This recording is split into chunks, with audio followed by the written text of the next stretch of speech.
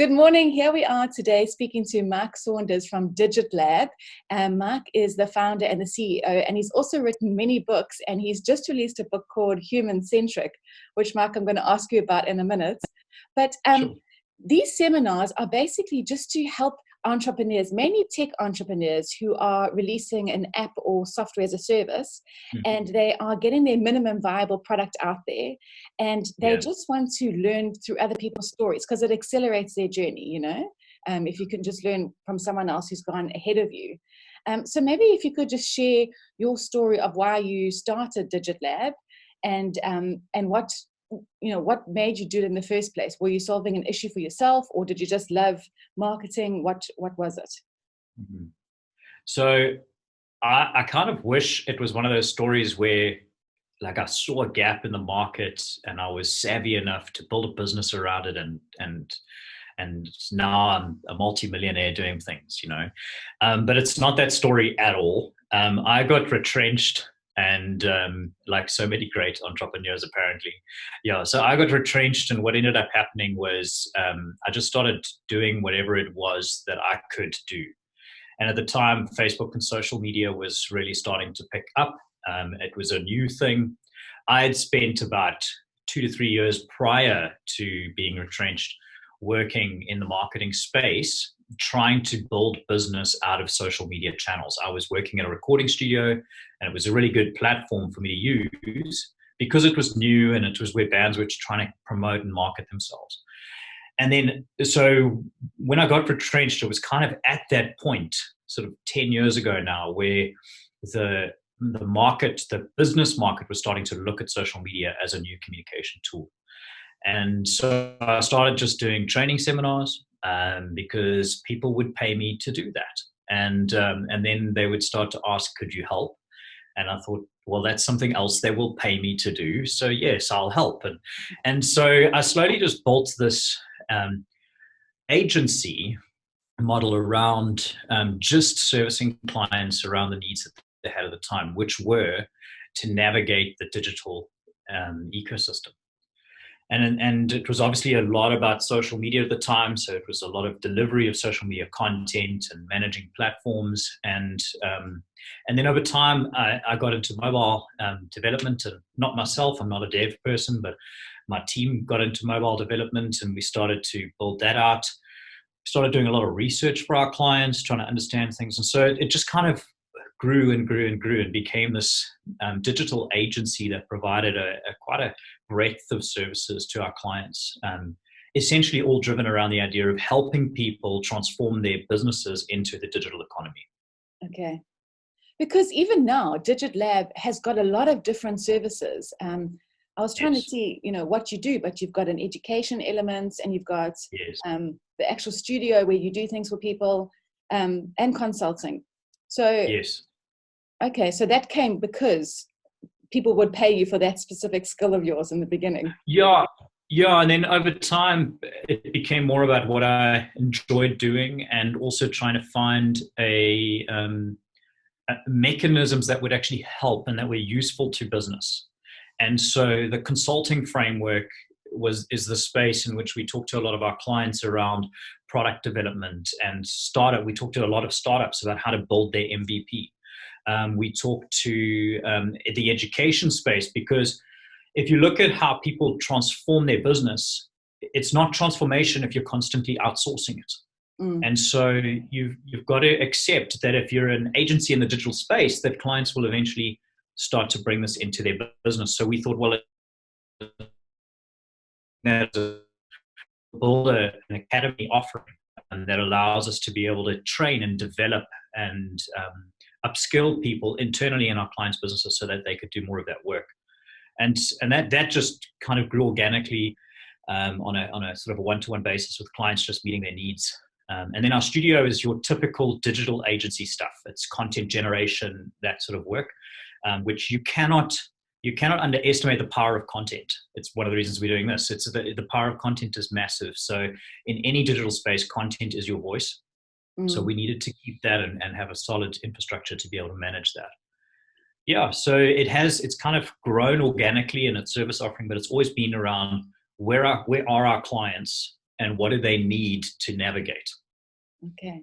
So do you do more of the consulting now and have your agent and have your employees do the digital content? Is that how it's kind of split up a little bit now? Yeah. So what happens in our business is that my primary role is to run and to direct the business. That's the primary work. So I do a lot of the standard business work, developing strategy, making sure our products are online.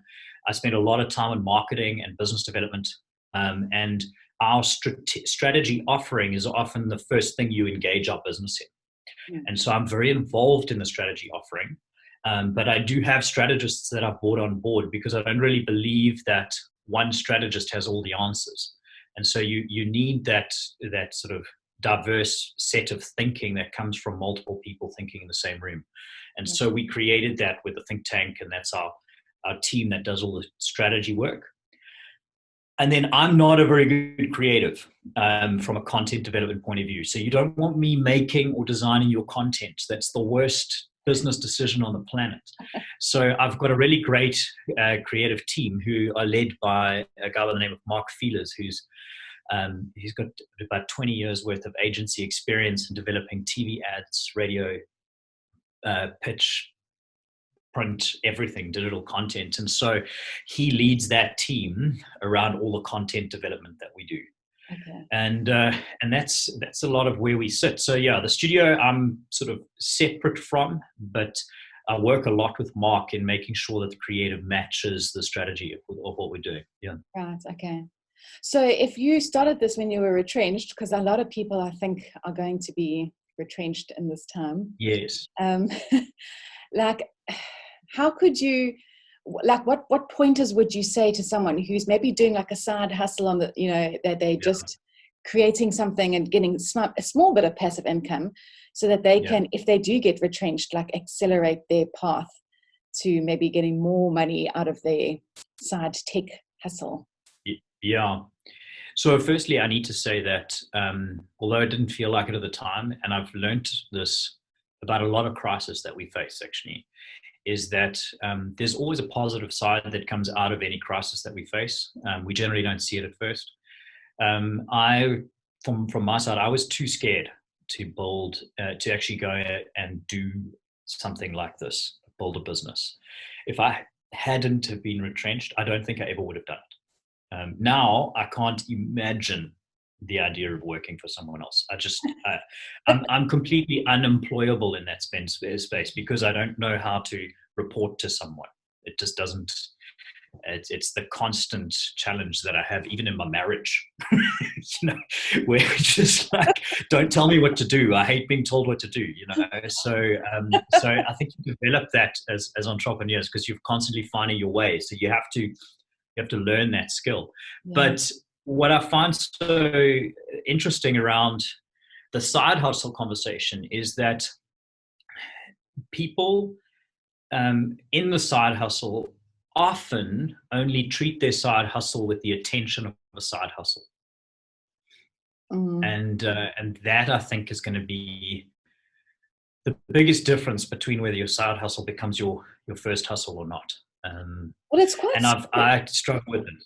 No, it's quite scary because people have bills to pay. So unless they have got an investor or they've got a retrenchment package that allowed them to set themselves up, you can't. It's very difficult to get investments when you haven't really got a minimum viable product showing that there's a demand for it.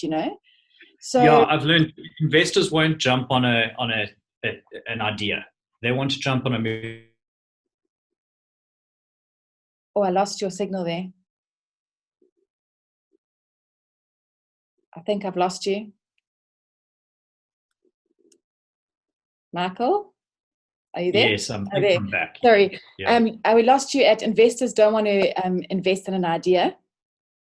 Yeah, we've got this concept that investors are just looking for ideas to sell and to invest in. But they're not. They're looking for businesses. Yeah. And so your idea you have to have proven that you've got a potential customer base that's ready to buy. So like the first thing I keep saying to guys that are trying to start new businesses is the biggest trick is getting someone to purchase something. then you have a proof of concept. You don't Mm. have a proof of concept until someone's bought. Because if you can prove to an investor that you can sell this thing, and you can sell it in a way that is scalable, or that it's possible to extend into new markets, in my experience, that's what investors get excited about, because then they can see revenue, and revenue means that their investment isn't just going to get sunk. It's going to actually just be used to grow the business, because the revenue can be used to cover the cost base. And so that's been a lot of my experience, and it's a lot of my advice to working with startups, is that your MVP isn't a beginning product and an example of what it is. That's a proof of concept. Your MVP is a workable product that is selling. Yeah, that's good. And that's all you have to try and do. I mean, we oversimplify it that's all you have to do, but it is Just that and an 25 MVP. years a day. Yes, exactly. So like, I think what people forget is they go minimal viable product. So I need to create the smallest product from a cost-based point of view to launch into market. But they forget that it's a minimal viable product that people will buy. Mm. They forget that line. Like, if you look at MVP definitions, it's minimal viable product that people will buy. Yeah, that's good. You can't forget that context. That is so good. That is so good. So financially, how did you do it in the beginning then?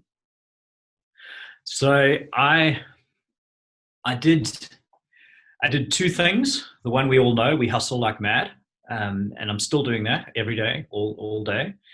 But I think the biggest thing that helped me was that I realized that my product as a consultant agency style business was a very long tail sale process. So I was going to sit in a space where I was going to wait 3, 6, 9, sometimes 12 months before a deal closed. And that's not a viable business model. You can't just sit for a year and wait for business to come in. Yeah. So what I did is I created products around my sales process. So I created entry points that helped me survive through the sales process. Oh, that's good. So examples of this would be like, I needed to market the business, so I wanted to do events. So I started charging for those events. I started charging to speak at events, because that marketing process, if I could earn money off that marketing process, it allowed me to sustain it. Mm. And then the other thing I did is that once a client wanted to engage, we would sell audits, we would sell research processes, all the stuff I'd have to do anyway to work out what to do for this client. Except now I was charging for that work up front. So I was getting my revenue in a little bit sooner than waiting for payday when they close the contract. Yeah, it also made me a lot less reliant on the client actually closing the deal, which meant I could hold a lot more of these conversations at play. And the thing I loved the most, which I didn't realize, and I only realized it once I stopped doing it later, thinking that I no longer needed to do that. I realized that if you charge for your sales process, you very quickly decipher which potential prospects are out there that are ready to purchase or that are just wasting your time. Mm-hmm. And so that process allowed me, I was looking at very strong close rates, but it was because they were paying for me to sell. So if you're paying someone to sell to you, then you're definitely going to be buying from them. Yes. Sure. Okay, so then let's go back 10 years then when you first started, because tech was very different back then, and especially tech in South Africa. What was the biggest obstacle for you in terms of bringing out a tech consulting company essentially in South Africa? So starting point, 10 years ago, I had zero. Oh, I've lost you again. Wait. No worries. Starting point 10 years ago? So yeah, starting point 10 years ago, there weren't many obstacles. Like there are many times now where I kind of go, oh man, I wish I could go back there. There weren't a lot of digital agencies. I had, because I was doing lots of public speaking, and I had a very good public appearance in that area, I was relatively well respected, so the doors were opening, and it's easy to be well respected in a new space because you only need like 3 months worth of experience, and then you've got more experience than anyone else. But the thing is that the beginning phase for me, I was just lucky that I was in a space that everybody wanted to know something about, and there was a limit on suppliers. So we grew without even trying. I didn't spend money on marketing. People just knocked on our doors. They visited our websites. They came and got in touch with us. They tracked us down to work with them. So we were very lucky then. Yeah. Today, what I'm finding though, is I find that a lot of aspects of the digital industry have been completely commoditized. And now we sit in a space of price wars in the agency world. And a lot of this has been because of in my mind, the over demand of content. So people can't charge a premium on content. There are so many opportunities now to create content on the fly that anyone can. You don't no longer need agencies or content houses to produce this work. And for many businesses, they're starting to realize one big truth, and that is that content is better produced through processes in business than outsourced in certain cases. Mm-hmm. And so those that are really committed to that digital transformation will start those processes. It might take them years, but they will start those processes. And so you end up with this commoditization and this insourcing of content development. But content development has been summed up as digital. And so you end up with a lot of these digital agencies becoming digital marketing agencies and not sitting in that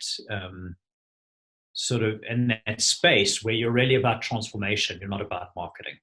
And so content is a piece of transformation. So for me right now, the biggest challenge we're facing is positioning ourselves carefully so that we get the type of work we want. Because we don't believe that content is the only thing. The analogy I use is content is king, but if you're playing a game of chess, there are a lot of other pieces on the board. Yeah. King is pretty useless without those other pieces. Yeah, and there's quite a lot of drawback to people being authentic. So, when small companies are going out and say, for example, I do my own YouTube channel, I do my own Instagram, and talk about the process of my company. Like people relate to that because they buy from people, and it does give the whole brand a personality. So you're right, it is hard. And the process, I didn't even think about that the process being documented is actually one of the most important parts. Mm. Yeah. So if you had to give advice to get someone who's, say, bringing out an app or software as a service, to accelerate their growth, what if you had to say like two things that just stick out for you, what would it be? Yeah. So this is going to sound too much like a self-plug, but I don't quite know how else to explain this. But my latest book, Human Centric, talks about what I believe are the challenges that people are facing. And so one of the biggest things that I see with startup products is that they're not built they're built with commerce in mind. They're not built with people in mind. And so if you were to take a brief tour of history of all the failed products and all the products that did really well in the digital space, the ones that did well weren't huge technological advancements. They were just products that meant things to people. Mm. Think about the apps you open on your phone. They provide you something. And so what I advise people to do now is to look at three things around people: what people need, what they want, and how do they interact. And if you can look at those three things and those three things, and you start to answer those questions, then I think your area of success is much higher. Okay. And I mean, I've been working on a product development consult at the moment before this meeting, and I went through exactly the same process with them. It's just understand the need. Yeah. Well, the thing is, they will pay for. At the end of the day, it's a person buying something. Yeah. So unless you speak to a need of theirs, a core need, whether you speak to their own desire to grow as an individual, or you speak to the what we call about the want factors are things like convenience, efficiency, and entertainment. So if you're speaking to those three things, you're speaking to the general wants of people. But then you need to ask yourself, how are people interacting?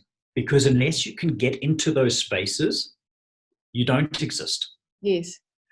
And so that's why everyone goes, oh, it's be on social media. It's like, yeah, that is a reason. But people are on social media for a very particular type of interaction. And maybe your business isn't that type of interaction. It doesn't lead well to that. Yeah. So, yeah, so for me, that's the biggest thing is build things people need, build things that they want, and be in a space. Build your product that it naturally sits in a space of interaction between people.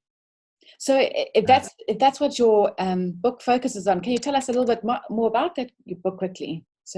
Yeah. So what I did is I was in a conversation with a team about a year and a half ago, and we'd just come out of a consult with a client, and we were working through some strat. And if you know anything about me, I tend to just run those strats in quite a I'm more about being in the room and just trying to understand what's going on and following like a distinct framework and being kind of locked into that. But when I walked out, I was sitting with some guys and they were saying, what we struggle to understand is how you think, because we've been talking about this idea of how do we scale the consulting side of our business beyond just the way that I think. And so the challenge was then on the table for me to try and build a framework of the way in which I think about business and technology.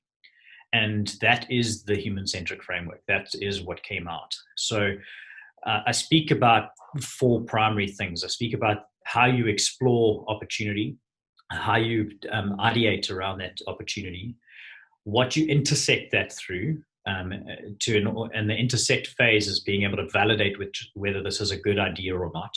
Okay. And then finally, how do you actually create the idea and launch the project, whether it's a product or a business or whatever you're trying to do.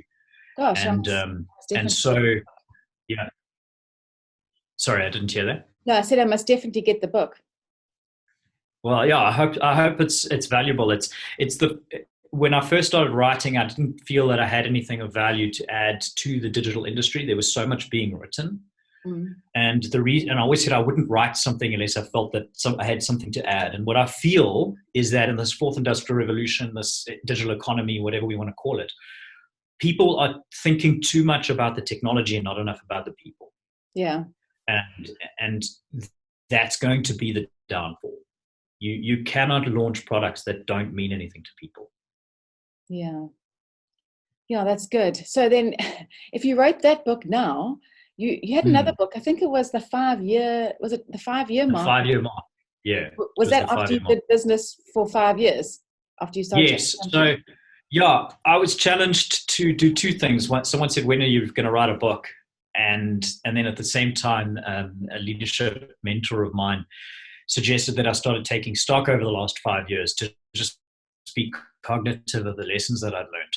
And so I turned them into a dual project, and it's about 30 to 40 lessons that I learned as an entrepreneur that just, that I really hope would just be an encouragement to anyone who read it that's either looking to start a business or is currently in one. Okay. I find that, to be honest, that book was more valuable to me in the process of writing it than it was in releasing it. Because it reminded me the type of things that I wanted to be known for and the type of business that I was trying to create. Yeah. Okay. So if you had your ideal client back then and your ideal client now, it's actually kind of the same client, because it is people who are starting their business or they're launching something as well. Sounds like. Yeah. I lost you. Yeah. No worries. Sorry. Do you want to start that question again, and I'll pick it up? I've got my own question, but it was, it's your ideal customer back 10 years ago, and now it sounds like it's still the same person. It's like the entrepreneur who's starting out or small business that's launching something. Is that the case for you? Yeah, so we're interested. The way that I explain it to people is that we're interested in helping anyone on their next step in the digital economy. Okay. So whether you're looking to make your first step, so if that's you're entering into social media, or you've been in social media for 20 years, or not, no, say 10 years, and but you're not generating the kind of return out of it that you were hoping for, and now there's a bigger focus for your business on it, so you need more assistance in being able to kind of make it valuable as opposed to just be there, then we'll step into that. But if you have a product idea and you need to launch this, anything you're launching now is a digital product because it's being launched into a digital economy. And so we assist guys in that respect. And so for us, it's all about that next step that someone's taking into that digital economy. And that's how we define our client. Yeah. Okay. And then last question, just quickly before you go, you said your mentor said that you should write a book after about the 5-year mark. Do you still have a mentor today? Do you still get someone who consults to you and gives you guidance on your business? Yeah. So it's a violently graphic description, but it's the only way I can really understand this, is that I choose 3 mentors. So I look for people who have walked a journey that I believe I need to walk, that I haven't walked yet. And what I've found though is that it forces me to be critical of the mentors that are in my life currently.